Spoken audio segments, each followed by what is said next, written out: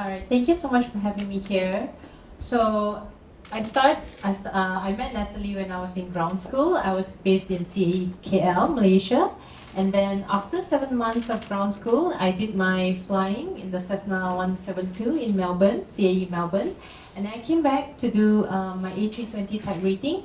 I just completed my endorsement, which is my base training. So I flew the real A320, took it, takeoff and landing.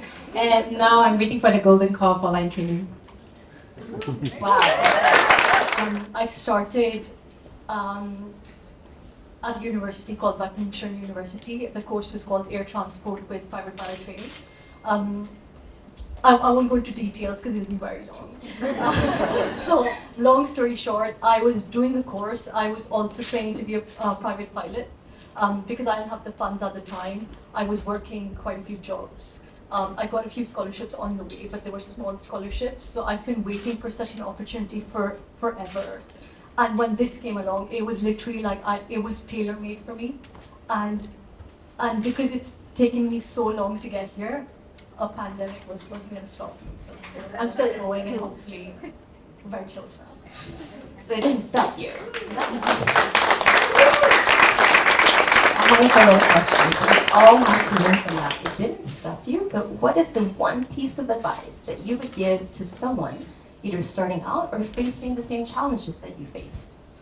My uncle used to be a life coach, and he said to me, he used to say, put your right foot forward and everything else will fall in place. And literally that's what I've done. I first, when I wasn't able to become a pilot, I looked at other avenues and I was looking at doing interior architecture and design. And I started doing a foundation course. And while I was doing it, I just knew it wasn't for me. And then I just thought, you're either going to do this pilot training or you're not. And I just thought, I don't have the funds, but I'm just going to go. I'm going to start this degree course. I don't have the money, but I'll work whatever I need to work and I'll make it happen.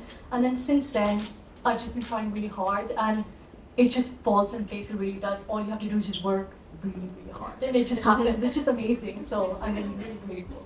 Right. Thank you all so much for having me. I'm very excited to be here today. But my passion for aviation was very highly impacted by air shows, actually, which makes being here today very special.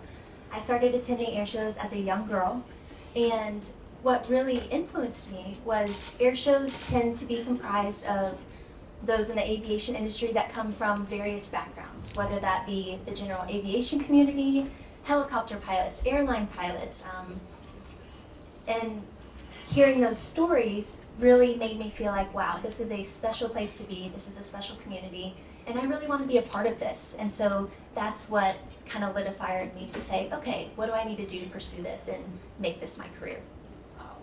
So you were a young girl Yes. who came to a trade show or an air show. So what would you tell the next generation of future pilots, like young generation, those young girls, just like you, if you could go back like a few years back? I'd first start by telling them you are more than capable, you have what it takes, and there's never been a better time to enter the industry.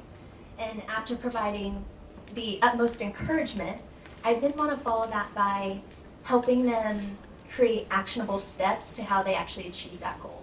So how do you find a mentor? You know, surround yourself by people who have achieved that goal and achieved that dream that can help guide you in the right direction.